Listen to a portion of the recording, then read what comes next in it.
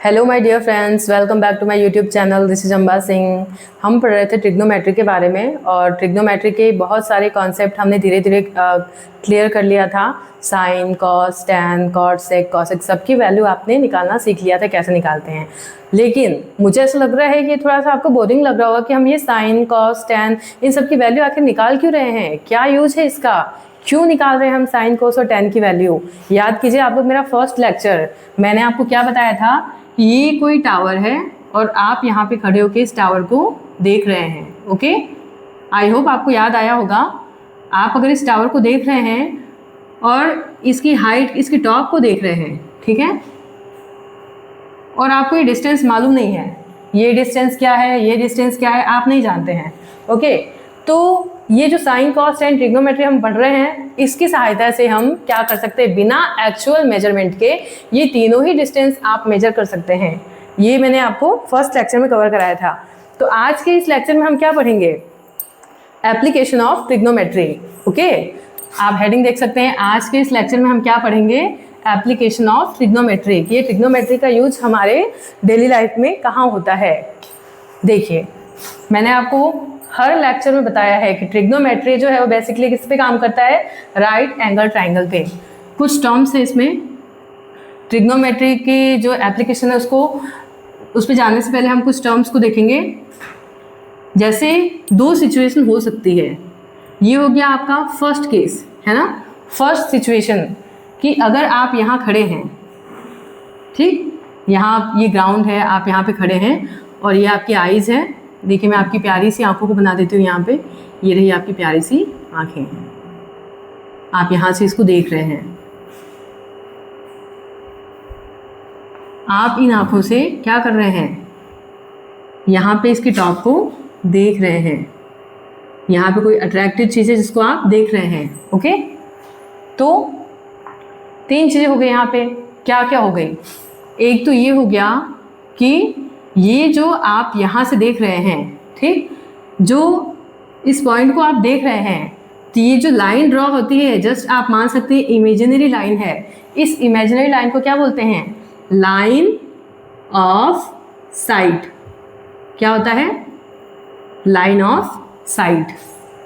किसको कहते हैं, ये जो आपकी आंखें और ये जो टॉप है आप देख रहे हैं, तो ये जो इमेजिनरी लाइन जिसको हम इमेजिन करते हैं, इसको हम क्या बोलते हैं, लाइन ऑफ साइट। ओके, फिर उसके बाद से ये जो आपकी आईज हैं वो इस हॉरिजॉन्टल के साथ कुछ ना कुछ एंगल बनाता है। जैसे आपका ग्राउंड यहाँ है, लेकिन हम यहाँ पे, अगर आप यहाँ पे, आपकी भी तो कोई हाइट होगी ना, यहाँ पे आपकी भी कोई हाइट है, तो हम इमेजिन करते हैं कि ये क्या है, एक इसके सामने ये हॉरिजॉन्टल है।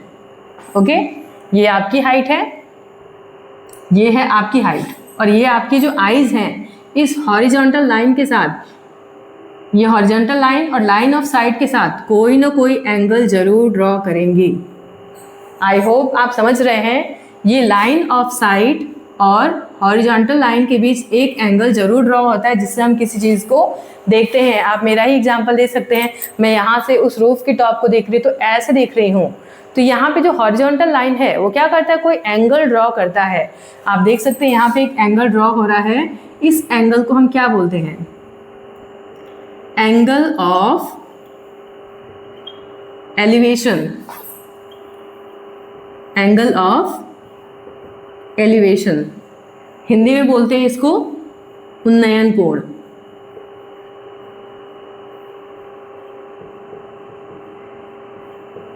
ओके, ये फर्स्ट केस है जब आप ग्राउंड पे खड़े हैं और हाइट पे किसी चीज को देख रहे हैं। सिचुएशन को आप समझेंगे, कंडीशन को समझेंगे। जब आप ग्राउंड पे खड़े हैं और किसी हाइट पे आप किसी चीज़ को देख रहे हैं, तो ये जो हॉरिजॉन्टल और लाइन ऑफ साइट के बीच में जो एंगल बनता है उसको हम बोलते हैं लाइन, एंगल ऑफ एलिवेशन या उन्नयन कोण। ओके, अब हम सेकंड केस पे चलते हैं। सेकंड कंडीशन क्या हुई, ये आपका प्यारा सा घर है। ओके, बहुत सुंदर सा घर है आपका यहाँ पे, और यहाँ पे है आपका टेरिस। ओके, इस टेरिस पे हैं आप खड़े हैं, आप प्यारे से आप हैं और प्यारे से आप टेरिस पे आप खड़े हैं। यहाँ पे ये जो ग्राउंड है, यहाँ पे है एक प्यारा सा गमला। फ्लावर पॉट, इसमें कोई फ्लावर है। आप इस फ्लावर को देख रहे हैं, कैसे देखेंगे? ऐसे, ये आपकी आई जैसे तो देखेंगे। ये देखिए यहाँ पे मैं आपकी प्यारी सी आंखों को फिर से बना देती हूँ। ये रही आपकी प्यारी सी आंखें, ये देखिए।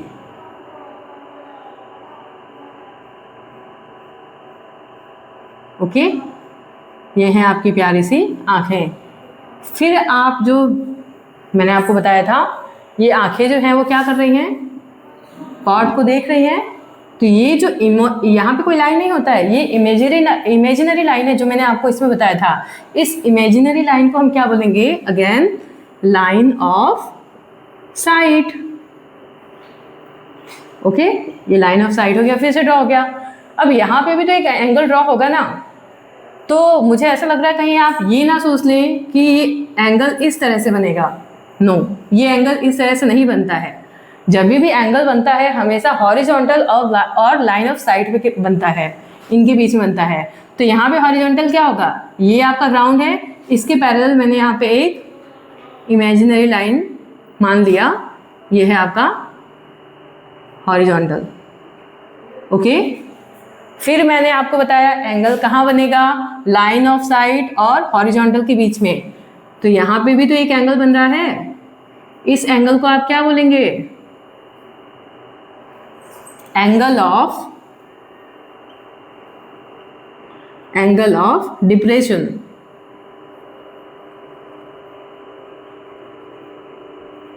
एंगल ऑफ डिप्रेशन हिंदी में क्या बोलेंगे? अवनमन कोण।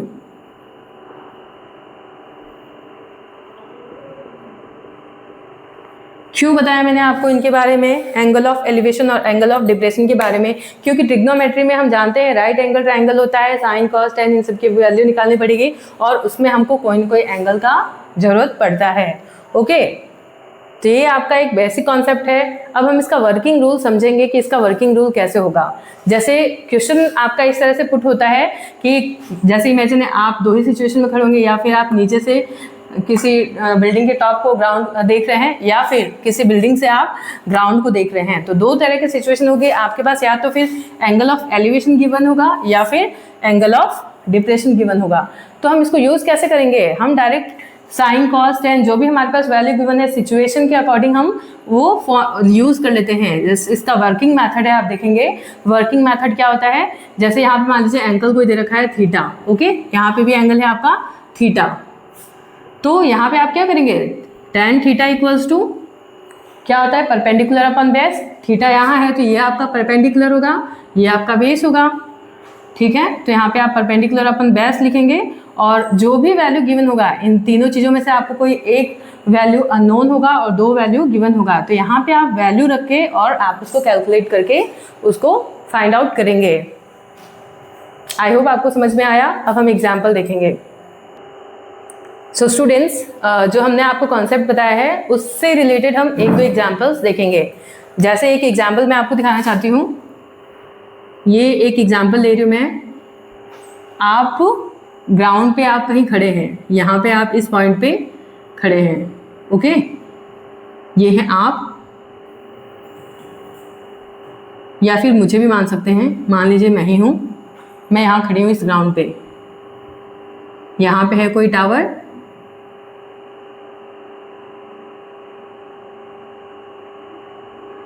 ओके, और मैं यहाँ से ऐसे देख रही हूँ।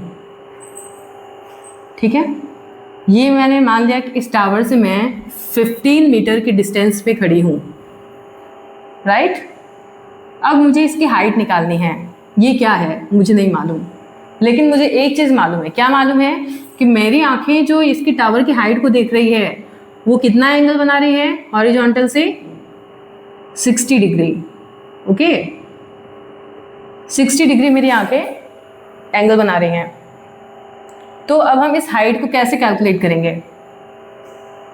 और मेरी हाइट जो है मान सकते हैं आप 2 मीटर है। 2 मीटर तो नहीं, ज़्यादा हो जाएगा, 1.5 मीटर ले लेते हैं। मेरी हाइट हो गई 1.5 मीटर। कैसे करेंगे? इसको आप मार्क कर लीजिए। हो गया A, B, C, D, E। Okay, अब हम इसका एक रफ डायग्राम बनाते हैं। देखिए, ये हो गया आपका एक rough diagram. A B C और ये चीज़ आप ऐसे ले सकते हैं। ये हो गया आपका डी एंड ई। ये डिस्टेंस है आपका 1.5 मीटर, ये डिस्टेंस है आपका 15 मीटर और ये एंगल है आपका 60 डिग्री। मैंने आपको बताया था वर्किंग मेथड। क्या करेंगे आप? इन ट्राइंगल ए बी सी क्या करेंगे हम? सॉल्यूशन देखेंगे आप इसका। In triangle A B C, A B C I hope आपको दिख रहा है। ये रहा आपका triangle A B C. 60 degree अगर आपका ये रेफरेंस है तो ये क्या होगा आपका? परपेंडिकुलर। ये क्या होगा? बेस। वेरी कॉमन सेंस है ये। 15 मीटर ये है तो ये भी क्या होगा? 15 मीटर होगा। tan 60 की वैल्यू आपको मालूम है और परपेंडिकुलर नहीं मालूम है, बेस मालूम है। यानी कि तीन चीज़ें हमें दे रखी है, एंगल दे रखी है, बेस दे रखी है, परपेंडिकुलर निकालना है। बेस और परपेंडिकुलर का रेशो आप अच्छे से जानते हैं क्या होता है? tan थीटा का रिलेशन होता है। tan थीटा इक्वल्स टू क्या होता है? पहले आप लिख लीजिए। tan थीटा इक्वल्स टू होता है perpendicular upon base. Okay, perpendicular है आपका कितना है? बी सी और बेस क्या है? ए सी। थीटा कितना गिवन है आपका? 60 डिग्री। थीटा इक्वल्स टू 60 दे रखा है, वैल्यू पुट करेंगे tan 60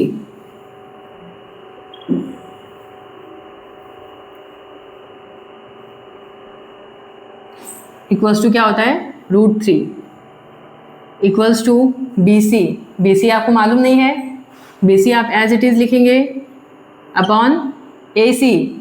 ए सी कितना दे रखा है? 15 मीटर। ओके, क्या करेंगे? बी सी निकालना है आपको। B C equals to cross multiply कर दीजिए, यहाँ पे कुछ भी नहीं है, अपन 1 ले लीजिए। 15 √3 मीटर है तो हम क्या लिखेंगे यहाँ पे? मीटर। अब बताइए आपको क्या निकालना था? इस पूरे टावर की हाइट। टावर की हाइट क्या है आपकी? B D, height of tower.